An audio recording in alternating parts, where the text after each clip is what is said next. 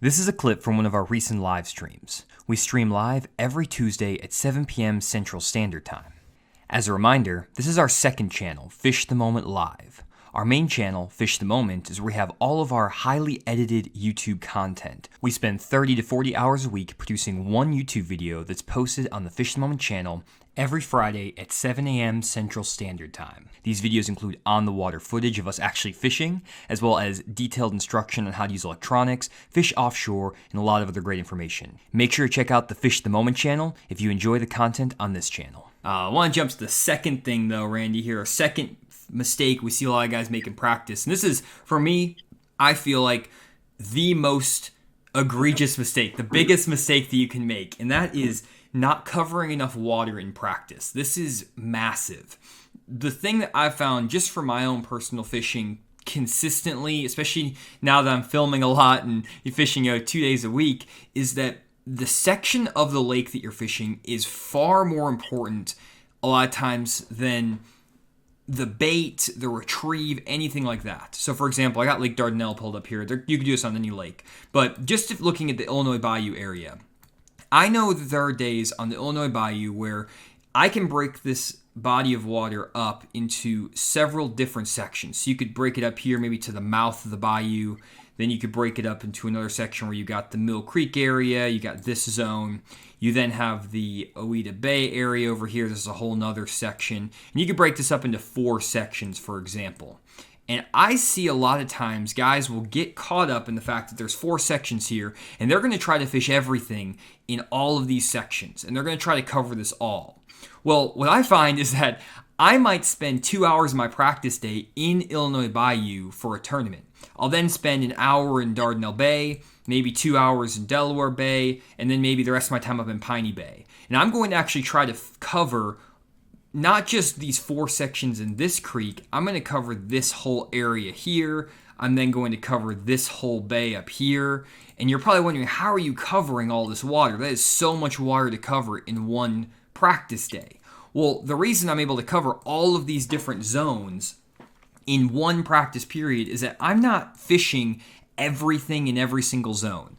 What I'll do, and this is what I do when I'm fishing, non-tournament stuff too, and I'm just trying to find fish for videos, what I try to do is pick 2 patterns that I feel like for that time of year are going to be highly productive. So, for example, let's say we're going to Lake Dardanelle right now in the spring.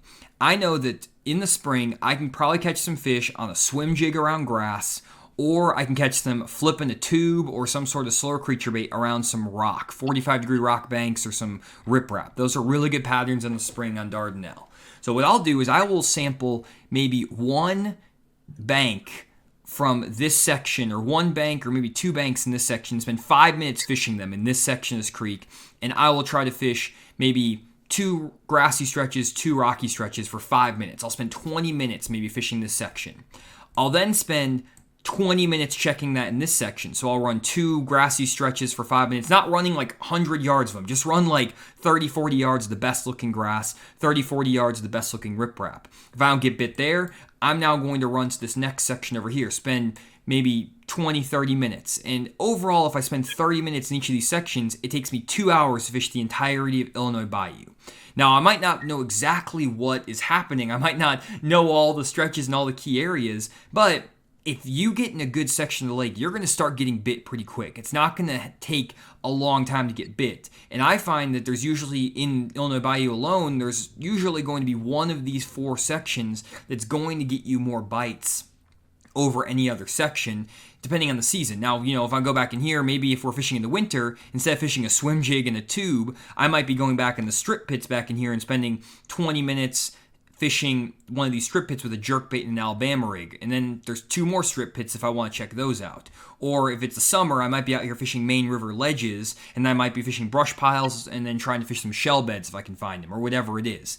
And I'm going to try to find as much stuff as I can, or if I'm just graphing, I'll try to graph as much stuff as I can, but spending like 30 minutes in each of these areas. And if we take a look at this area, guys, it's not like it's a small area. This is, if we take this in miles, this is a mile, a 1.5 mile section. This is about a mile section. This is another almost 2 mile section. And then you have a 2 mile section. So I'm covering big chunks of this lake quickly just to try to get a bite.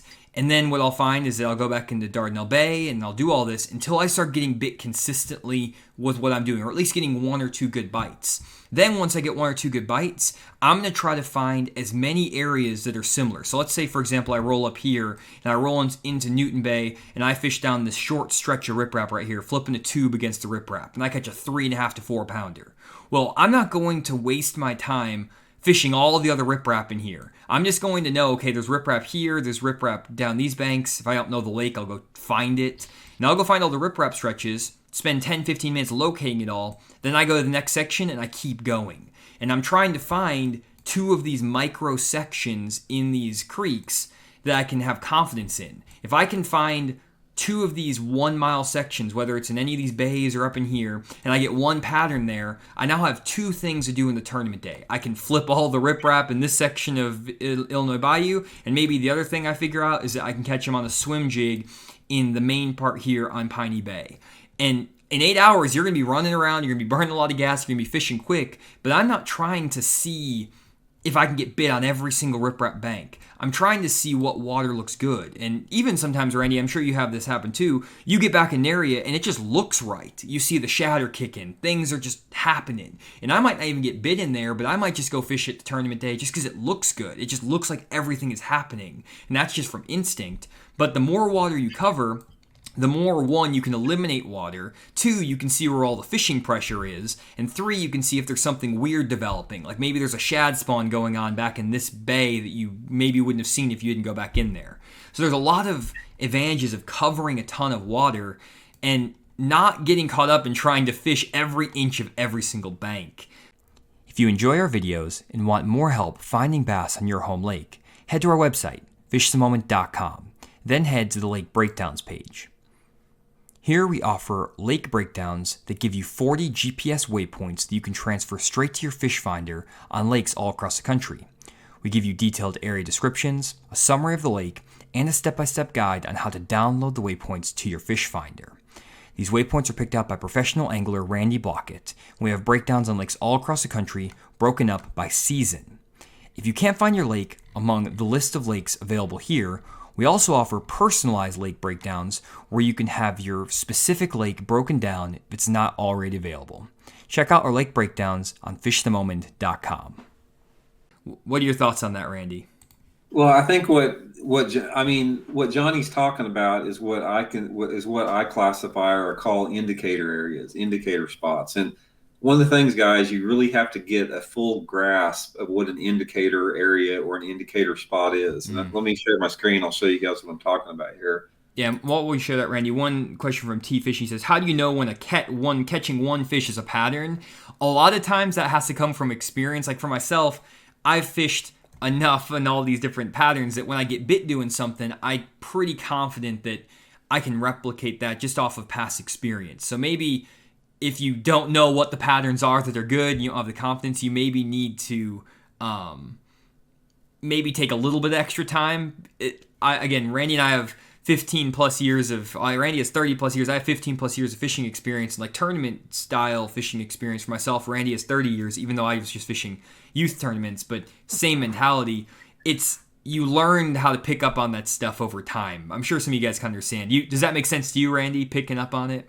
Oh yeah, I think that all of us, we would like to say the first fish we catch of the day is going to lock us into the pattern, and we don't have to work or look for any farther. But that's rarely the case. Mm-hmm. I mean, very seldom is the first fish you catch of the day, or very seldom can you make a pattern on one fish. I mean, it happens, but it's very unlikely. And that's why a lot of times it's good to find different stuff, check different areas, as opposed to just trying to get one. Because sometimes you can't pattern that area. There's not enough water there. There's a bunch of different factors. Can you share your screen, Randy? I can't see it on your end. Okay. You see it there, Johnny? Yep, got it. Okay, let's talk a little bit about indicator spots. Okay, what an indicator spot is, guys, it's what I consider a place that if there's bass in an area, say for example this creek right here, this right here is the largest creek in the gravelly arm of Lake of the Ozarks. So you know that this creek has got a lot of bass in it. It's the biggest creek. It's got the most cover. You know, a lot of tournaments get guys do good in tournaments here. There's just a lot of fish in here. So in every one of these places like this, when you got a major creek or a big bay or something like that, there's places in there called indicator places that I call that will allow you to eliminate water really quickly. Say for example, we're at Lake of the Ozarks and it's the end of February, and I know the fish are going to be on a rig or a jerk bait. I can run back in here and I can hit like maybe this point here, this point right here, maybe this point right here. And if I don't catch a fish on those 3 points right there, which are 3 of the best looking points in this section of the creek, that's a good indicator that I don't need to fish any of the rest of the creek, other points in the creeks, because this point right here, it's not quite as defined. It's a little bit rounded. Say for example, if I caught one here, then I came over here and caught one here, then I would expand and I'd fish the more subtle stuff, like these little rounded point here, something like this. The more inobvious type stuff. And what this does, this allows you to cover a lot of water in a hurry, because you don't have to go back in here and fish everything. For example, you come in here, you fish 3 of the indicator points with a jerk bait. If you don't get bit, you make a switch. The next thing you do is you go back and you maybe, flip some of the docks towards the back of the coves back in here. Flip maybe 2 or 3 of the back ends there. If you get bit, you can duplicate that around the lake. If you don't get bit, move on to the next something else. And in practice, if you roll in on those areas that look really good and don't get bit on them, that's a good indicator that you're not going to be able to expand that technique or the pattern into different areas. And I think a lot of times, one of the biggest mistakes I think guys would make is that they may run to the back of this creek here and they just start fishing every point on their way out of the creek.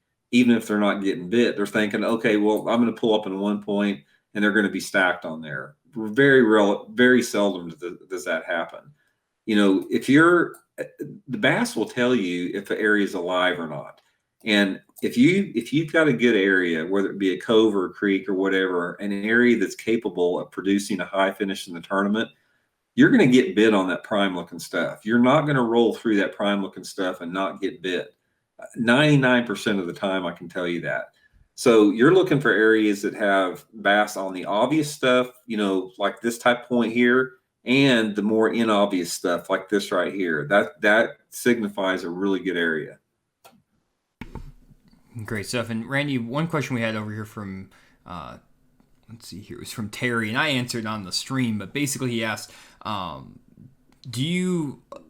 you make a pattern if you catch a bunch of dinks? Do you count dinks, like little small fish, as a pattern? Personally, I don't like doing that. I've been burned by that a lot over the years. I find I want to be catching at least 2 to 2.5 pound bass. Really, 2.5 pound bass for me is like a good indicator that there's some good quality fish there. I don't necessarily care if I'm getting 6 pound bites, but if I'm getting a 2.5 pound bite, that tells me there's a good chance there's also going to be 4 pounders, 5 pounders in that area. If I'm getting a bunch of 12 or 14 inchers, a lot of times that is not a great sign, because first, I don't know. I've never had a lot of luck, Randy, where I go catch a bunch of 12 inchers in practice, then go back and catch a bunch of 5 pounders later on. It just never seems to work out that well. What do you think? Yeah, definitely so. And here's this, just like what Johnny was saying, guys, if you roll through an area and you start catching multiple small fish, when I'm talking small, I'm talking like, 8 to, say the length limit is 15 inches. If you're catching these 8 to 13 inch bass and you're catching them fairly regularly, that's a sign you need to either change techniques or areas or both. I mean, a prime example is yesterday at Grand. I rolled through this one area. I was shallow cranking, and I caught like 6 or 7, 12, 13 inchers. And I ran other water just like that and just caught 12 or 13 inchers. So if you're not catching, quality fish, you need to really carefully weigh your approach as far as your area and your technique or both on that. Thanks for checking out the video. If you made it this far, we'd really appreciate if you left a like on the video. It helps us out with the YouTube algorithm and gets these videos out to more people. Also consider subscribing. It's free and it lets you get notifications of every single one of our videos that we upload daily. Finally, remember to check out the main Fish the Moment channel, where we actually have on-the-water fishing footage as well as detailed graphics on electronics, offshore fishing, bass behavior, and a lot of other great information. Thanks for checking out the video, and we'll see you all in the next one.